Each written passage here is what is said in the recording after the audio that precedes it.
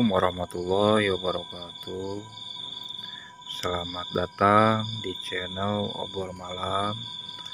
Kali ini saya akan membawakan sebuah kisah atau cerita yang ditulis oleh Hari Wijaya dengan judul Bis Malam. Untuk link penulis akan kami cantumkan di deskripsi. Silakan kalian follow dan support penulis supaya beliau tambah bersemangat untuk menulis karya-karyanya kembali. Oke, kita lanjut ke ceritanya. Maaf ya, gue izin pulang duluan ya bro, ucapku sambil membereskan jaket dan perlengkapan kerjaku. Saat itu jam masih menunjukkan pukul 11:13 malam atau 23:13. Aku yang saat itu sedang kerja shift malam harus pulang lebih dulu karena mendengar kabar kalau ayahku di Bogor sakit sampai dibawa ke UGD. Tanpa berpikir panjang, aku memberanikan diri meminta izin ke leaderku untuk pulang lebih awal. Untungnya ia berbaik hati memberikanku izin walaupun saat itu gudang masih cukup banyak pekerjaan. Oh iya, aku bekerja di salah satu gudang logistik di Jakarta Utara. Setelah keluar dari kawasan gudang, aku tidak pulang ke kontrakan, akan tetapi langsung menuju ke salah satu jalan besar untuk mencari bis dan berangkat secepatnya ke Bogor dengan masih memakai seragam kerja. Halo? Halo? Waduh, gak diangkat. Keluhku sambil melihat layar ponsel. Aku sedikit panik karena memang berita ini sangat mengejutkanku. Padahal tadi nomor milik kakakku ini yang menghubungiku dan mengabarkan bahwa ayahku sakit. Tapi sekarang ia malah tidak aktif. Aku semakin khawatir kalau mereka semua sibuk karena kondisi ayah yang tambah memburuk. Sialnya, sudah berdiri 30 menit, masih saja tidak ada kendaraan umum yang lewat. Setidaknya angkot untuk mengantarku menuju terminal. Aku lalu berpindah posisi, duduk di sebuah kursi kecil yang berada di bawah sebuah jembatan kereta. Malam semakin sunyi, tak ada toko atau pedagang makanan yang buka. Benar-benar aku sendirian di sini. Sesekali masih ada motor yang lewat, tapi hanya sedikit. Ingin rasanya aku memesan ojek online untuk mengantarku sampai ke terminal. Tapi entah kenapa hatiku berkata tidak. Alhasil aku tetap di sini menunggu kendaraan umum. Wajahku mulai cemas. Sesekali kata-kata kasar keluar dari mulutku. Maklum, perasaanku bercampur aduk antara khawatir, cemas, marah. Semuanya aku rasakan. Aku kembali lagi mengecek ponsel. Masih belum ada kabar dari keluargaku di Bogor. Malam mulai terasa dingin. Aku memakai jaketku. Sesekali aku merinding, tapi aku tak terlalu memikirkannya. Tak lama kemudian, sorot lampu kendaraan terlihat dari kejauhan. Tampaknya sebuah bis besar lewat. Aku pun berdiri dan mendekat ke jalan raya. Aku mencoba menghentikannya dengan cara melambaikan tangan. Tapi sang kondektur malah membalas lambaianku dengan gestur menolak. Karena tampaknya bis itu sudah tidak mengangkut penumpang lagi. Aku menghela napas, semakin lesu dan kebingungan. Aku berbalik badan. Tiba-tiba sebuah klakson berbunyi dari jalan raya. Aku menoleh. Sebuah minibus sudah berhenti di pinggir jalan, seolah menungguku untuk naik. Namun, anehnya bis itu tidak memiliki sorot lampu depan. Warna bisnya putih polos tanpa motif maupun logo. Aku mendekat dan pintu depan terbuka. "Pak, kemana ya?" tanyaku. Dengan nada datar sang supir menjawab, "Ke Bogor." Karena sangat kebetulan, aku anggap ini sebagai anugerah. Di tempat sepi ini aku mendapatkan bis dengan tujuan yang persis dengan tujuan. Tanpa berpikir panjang, aku langsung naik. Sampainya di dalam bis, ternyata di dalam cukup ramai dan penuh. Aneh, aku kira bis ini sepi. Hanya ada satu kursi kosong di tengah. Aku duduk di sana dan langsung bersandar. Di sampingku seorang perempuan duduk sambil melihat keluar jendela. Tampaknya ia tertidur. Sementara penumpang lainnya duduk manis, diam tak bersuara. Mereka tidak memainkan ponsel atau saling ngobrol, tapi diam terpaku begitu saja. Bahkan seorang anak balita yang cenderung tak bisa diam pun terlihat tak bergeming. Tak lama, bis pun berjalan. Aku mulai bisa merasakan tenang. Aku kirim pesan ke kakakku kalau aku sudah dalam perjalanan. Namun masih belum ada kabar darinya. Singkat cerita, selama beberapa menit aku tak merasakan ada yang aneh di dalam bis ini. Sampai suatu ketika, bis ini mulai masuk ke jalan yang dipenuhi pepohonan dan hutan di sana sini. Sebuah jalan yang asing bagiku selama perjalanan dari Jakarta ke Bogor. Apalagi bis ini tidak mengambil jalan tol. Awalnya aku berpikir bis ini mengambil jalan pintas karena sudah malam juga. Jadi buat apa lewat tol?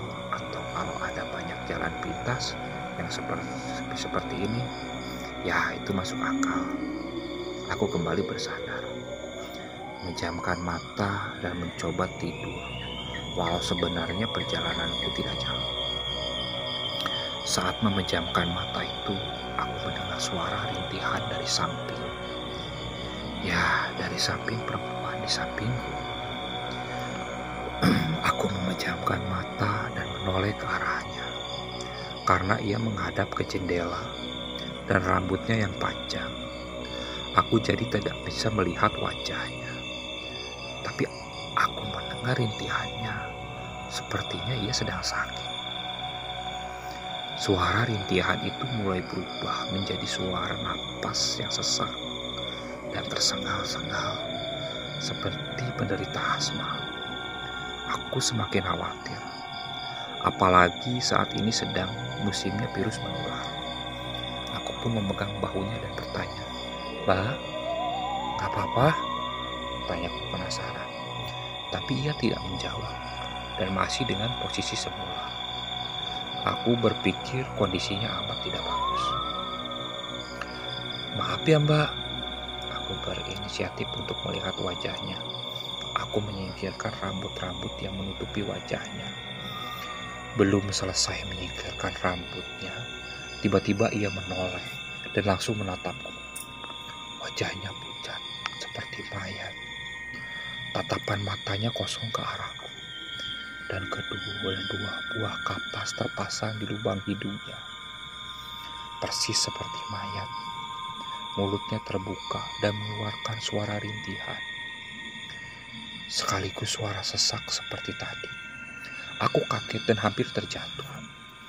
Kemudian terpaku menatap perempuan itu. Apakah ini nyata? Gumamku dalam hati. Tolong, tolong. Aku ketakutan dan berteriak sendiri sambil berdiri. Akan tetapi betapa terkejutnya aku saat aku berdiri dan melihat sekitar. Semua penumpang yang ada di bis ini berubah menjadi pocong. Satu persatu penumpang yang berbalut kain kapan itu menoleh ke arahku. Persis seperti perempuan tadi, lubang hidung mereka disumbat oleh 2 buah kapas. Wajahnya pucat. Semua tatapan mata mengerikan itu tertuju kepadaku. Aku langsung ketakutan dan tak mau aku berlari ke arah supir untuk meminta pertolongan. Sesampainya di depan sang supir yang masih fokus menyetir, "Pak, tolong pak, ada pocong pak," ucapku panik. "Ah, pocong apaan? Ngaco kamu," kata sang supir yang dengan suara datar. "Bener pak, itu pocong beneran pak," jawabku berusaha meyakinkan. "Oh, itu teman-teman saya mas." Sang supir lalu menoleh ke arahku, menunjukkan wajahnya yang tanpa hidung, tanpa mata maupun mulut. Melihat itu aku langsung pingsan di tempat dan tak mengingat apa-apa lagi. Keesokan harinya, aku terbangun di pinggir jalan raya. Sekelilingku penuh dengan sawah. Entah di mana aku berada. Saat itu jam menunjukkan pukul 6:10. Aku berdiri, wajahku pucat dan badanku terasa lemas. Tak ada siapa-siapa di sekitarku. Aku membuka ponsel dan menelepon kakakku untuk memastikan keadaan ayah. Masa bodoh dengan kejadian semalam. Yang penting adalah ayahku. "Halo, Teteh, gimana Bapak?" tanyaku saat menelepon. Saat teleponnya sudah tersambung. Bapak baik-baik aja kok," jawab kakakku. "Loh, katanya semalam telepon Bapak sakit dibawa ke UGD," tanyaku. Kakakku malah semakin kebingungan. Siapa yang telepon kamu? Teteh gak telepon kok." "Lagi juga Bapak baik-baik aja, sehat. Ini lagi nongkrong di pos ronda," kata kakakku. Menjelaskan sontak, aku merinding sekaligus bingung. Siapa yang meneleponku semalam dan mengabarkan ayah sakit? Terus yang telepon siapa? Yang bilang ayah sakit? Suaranya itu persis kayak suara Teteh loh. Nomornya juga nomor Teteh, balasku. "Ih, nggak tahu ah. Teteh nggak telepon pokoknya," tegas. Setelah itu, telepon aku matikan. Aku lemas dan tak tahu harus bagaimana. Aku berjalan mengikuti jalan raya sampai akhirnya aku bertemu sebuah warung kopi. Aku duduk di sana dan menunggu bis lagi. Jujur saja, aku masih merasa shock setelah rentetan kejadian ganjil yang menimpa. Tak lama, aku mendengar seorang bicara di dalam warung. Anehnya mereka berbicara dengan bahasa Jawa. Lantas, aku segera masuk ke warung itu karena aku juga belum tahu di mana aku berada. "Permisi, ini daerah mana ya Bu?" tanyaku sampai ketika sudah masuk di dalam warung. Salah satu warga lokal di sana kemudian menjawab, "Oh, ini udah masuk daerah Ngawi, Mas." Aku semakin shock saat mendengar jawaban itu. Ya, sejauh itu bis setan membawaku. Dari Jakarta ke Ngawi, Jawa Timur, dan hanya memakan waktu beberapa jam saja. Aku terdampar di tempat yang sama sekali tidak aku kenal. Sangat jauh dari rumah maupun tempat aku merantau. Oke, sekian untuk cerita kali ini. Untuk kritikan dan kritikannya akan kami sangat tunggu di kolom komentar. Silakan kalian subscribe dan klik tanda lonceng supaya kalian bisa mengikuti dan tetap menyupport channel Obor Malam. Apabila banyak kekurangan dalam membawakan cerita, kami mohon maaf. Sekian, Assalamualaikum warahmatullahi wabarakatuh.